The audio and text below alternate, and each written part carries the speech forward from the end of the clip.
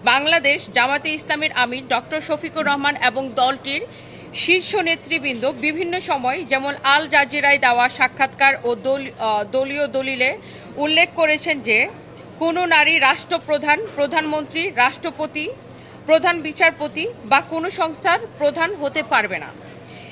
এছাড়া জামায়াতে ইসলামীর বাংলাদেশের এটা ঘোষিত নীতিও। এই অবস্থান সংবিধানের অনুচ্ছেদ ২৭ ও ২৮-এর সরাসরি লঙ্ঘন। আরপিও অনুযায়ী কোনো দল যদি সংবিধানের মৌলিক কাঠামোর লিঙ্গ সমতা বিরুদ্ধে অবস্থান নেয় তবে সে রাজনৈতিক দলের নিবন্ধন বাতিলযোগ্য।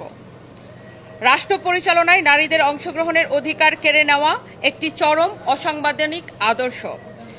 ৪. সুনির্দিষ্ট অভিযোগ, সম্প্রতি ডক্টর শফিকুর রহমান কর্তৃক নারীদের উদ্দেশ্যে প্রস্টিটিউট বা পতিতা শব্দ ব্যবহার এবং নারী নেতৃত্ব নিয়ে তাদের দলগত বিদ্বেষমূলক অবস্থান কেবল ব্যক্তিগত আক্রমণ নয়, বরং এটি বাংলাদেশের সমগ্র নারী সমাজের সাংবিধানিক অধিকার ও সম্ভ্রমের উপর সুপরিকল্পিত আঘাত।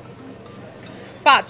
আমাদের আইনি দাবি ও প্রত্যাশা, নারী সম্মান ও সাংবিধানিক অধিকার কোনো রাজনৈতিক আপোষের বিষয় হতে পারে না।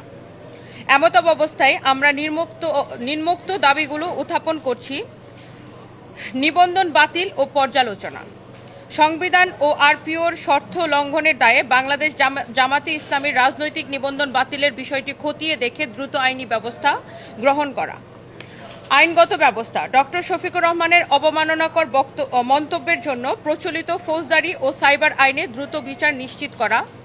প্রকাশ্যে ক্ষমা প্রার্থনা, নারী সমাজকে হেয় করার দায়ে তাকে অবিলম্বে প্রকাশ্যে ও নিঃশর্ত ক্ষমা চাইতে বাধ্য করা।